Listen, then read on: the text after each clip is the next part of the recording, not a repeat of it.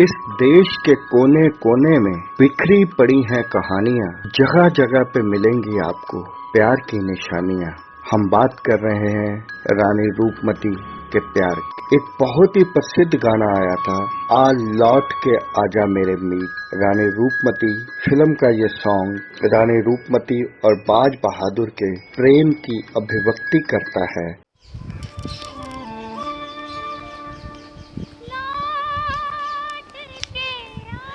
Third I travel vlog की team आज अपने एक्सप्लोर द हिस्ट्री सेगमेंट के तहत पहुंची है मांडू, यानी कि मांडवगढ़। मांडू जो गवाह है 700 साल पुरानी एक प्रेम कथा का। मांडवगढ़ के किले इंदौर से 96 किलोमीटर की दूरी पर है। सिटी ऑफ जॉय के नाम से ये शहर मशहूर है और आपका ये शहर स्वागत करता है अपने 12 बड़े बड़े दरवाजों के साथ, और ये मध्य प्रदेश के धार जिले में स्थित है। मांडू को पहले शादियाबाद के नाम से भी जाना जाता है, जिसका अर्थ था खुशियों का शहर। 6वीं शताब्दी का ये शहर मांडू, यहाँ भारत का सबसे बड़ा किला स्थित है, जिसमें आप अफगान वास्तुकला का उदाहरण देख सकते हैं। मांडू में प्रवेश करते ही आपका स्वागत यहाँ के विशाल दरवाजे करते हैं। 5 किलोमीटर के दायरे के अंदर 12 प्रवेश द्वार हैं। इसमें सुल्तान दरवाजा और दिल्ली दरवाजा मुख्य माना जाता है। इनका निर्माण 1405 से लेकर 1407 के मध्य में हुआ। इन 12 दरवाजों के नाम है आलमगीर दरवाजा, भंगी दरवाजा, गाड़ी दरवाजा, तारापुर दरवाजा। काले पत्थरों से निर्मित इन दरवाजों के बीच में से गुजरते हुए आप पर्यटक नगरी मांडू में प्रवेश करते हैं। ये शहर विंध्याचल पर्वत माला में 2079 फीट की ऊंचाई पर स्थित है। और सबसे पहले हम सैर करेंगे रूपमती पवेलियन की। रूपमती पवेलियन के साथ ही एक रेवा कुंड भी है और बाज बहादुर महल। रानी रूपमती का महल 365 मीटर ऊंची खड़ी चट्टान पर स्थित है। उनका जन्म यहाँ से 24 किलोमीटर दूर एक ब्राह्मण परिवार में हुआ था। रानी रूपमती रोज नर्मदा के दर्शन करने के बाद अंजल ग्रहण करती थी। जब उनका बाज बहादुर से विवाह हुआ तो वहाँ पे कोई नदी थी नहीं, इसलिए उन्होंने 2-3 दिन कोई अंजल ग्रहण नहीं किया और वो वापस आ गए। बाज बहादुर उनके प्रेम में व्याकुल हो गए और उन्होंने इस महल का निर्माण करवाया। महल इतनी ऊंचाई पे है कि वहाँ से 30-40 किलोमीटर दूर बहती हुई नर्मदा नदी वहाँ से उन्हें दिखाई देती थी। महल के सबसे ऊपर वाली छतरी पर खड़े होकर रानी रूपमती माँ नर्मदा के दर्शन करती थी, परंतु कभी कभी बादलों के कारण नर्मदा माँ के दर्शन नहीं होते थे। इस कमी को दूर करने के लिए महल के पास ही रेवा कुंड का निर्माण किया गया, जहाँ पे माँ नर्मदा का पानी रहता था।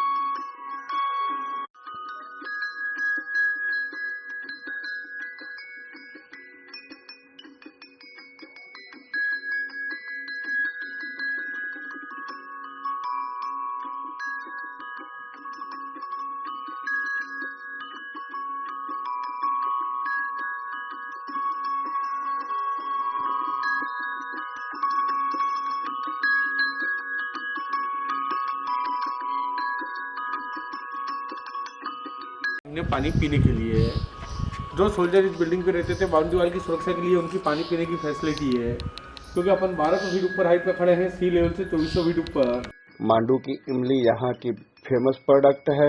इसमें इमली की खासियत ये है कि इसका स्वाद खट्टा होने के साथ साथ हल्का मीठा भी है। प्रेम की इस नगरी में अल्लाह की इबादत के लिए एक खूबसूरत मस्जिद का निर्माण भी किया गया है। करीब 50 सीढ़ियां चढ़कर आप 100 फुट ऊंची इमारत में पहुंचते हैं। गुम्बज बहुत ही भव्य है। जाली का काम बहुत ही खूबसूरती से किया गया है। जैसे ही आप इस दरवाजे को भी पार करते हैं तो सामने मस्जिद का बहुत बड़ा प्रेयर हॉल आपका स्वागत करता है। मेहराबों एवं खंभों से सजी हुई ये इमारत इस शहर की खूबसूरती को 4 चांद लगा देती है। ये मस्जिद निहायत ही खूबसूरत है और आपका मन मोह लेगी। इसी मस्जिद के पीछे शाह होशंगा शहन की कब्र है।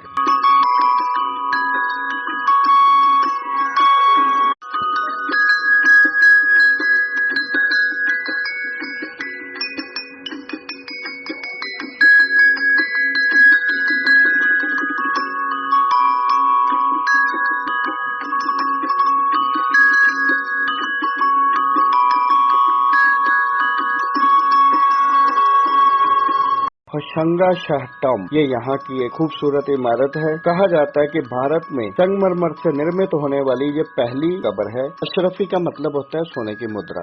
इस महल का निर्माण होशंग शाह खिलजी के उत्तराधिकारी मोहम्मद खिलजी ने मदरसे के लिए किया था। अशरफी महल का प्रवेश द्वार काफी ऊंचा है और जो संगमरमर का बना हुआ है। इसमें पीले रंग की टाइल्स लगी हुई हैं। अशरफी महल एक पहाड़ी के ऊपर स्थित है और नीचे वाली मंजिल में तहखाना बना हुआ है। ऐसा माना जाता है कि मांडू के शासन गयासुद्दीन खिलजी ने अपनी रानियों का वजन कम करने के लिए इस महल को बनाया था। इस महल की सीढ़ियां उतरने और चढ़ने के लिए हर सीढ़ी के बदले में एक सोने का सिक्का यानी अशरफी दी जाती थी। तभी से यह महल अशरफी महल के नाम से प्रसिद्ध हो गया।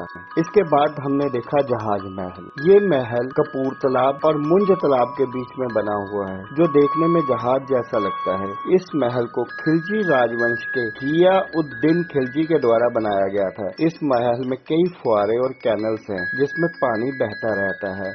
आजकल वैसे पानी की बहुत कमी हो गई है। इस महल की वास्तुकला में 2 मंजिला इमारतें, कई खंबे, कई मेहराबें हैं और ये महल कपराइल की छतों से बना हुआ है। जहाज महल का निर्माण 1479 ईस्वी से 1500 ईस्वी के मध्य कराया गया था। लगभग 120 मीटर लंबे इस खूबसूरत महल को देखने से ऐसा लगता है मानो तालाब के बीच में कोई सुंदर जहाज तैर रहा हो, इसीलिए इसे जहाज महल के नाम पर जाना जाता है। ये महल विशेष तौर पर गयासुद्दीन खिलजी ने महिलाओं के लिए ही बनाया था। लौट के आजा मेरे मीत, हाँ लौट के आजा मेरे मीत, तुझे मेरे गीत बुलाते हैं। मेरा सुना पड़ा रे संगीत, मेरा सुना पड़ा रे संगीत, तुझे मेरे गीत बुलाते हैं। बरसे गगन मेरे बरसे नयन, देखो तरसे है मन अब तो आजा। शीतल पवन ये लगाए अगन हो सजन, अब तो मुखड़ा दिखा जा। तूने भली रे निभाई प्रीत। हिंडोला महल भी मांडू के खूबसूरत महलों में से एक है। हिंडोला का अर्थ होता है झूला। इस महल की दीवारें कुछ झुकी हुई हैं, इसीलिए इसे हिंडोला महल कहते हैं। हिंडोला महल का निर्माण गयासुद्दीन खिलजी ने 15वीं ईस्वी में सभा भवन के रूप में किया था। ये बहुत ही खूबसूरत महल है। इसके परिसर में एक प्राचीन चंपा बावड़ी है। यहाँ और भी बहुत सारी दर्शनीय इमारतें हैं और यहाँ पे एक राम जी का मंदिर है, जो अपनी अष्टभुजा के लिए प्रसिद्ध माना जाता है। फिर मिलेंगे अगली किसी यात्रा पर ऐसे ही किसी शहर में। बहुत बहुत धन्यवाद। Thank you.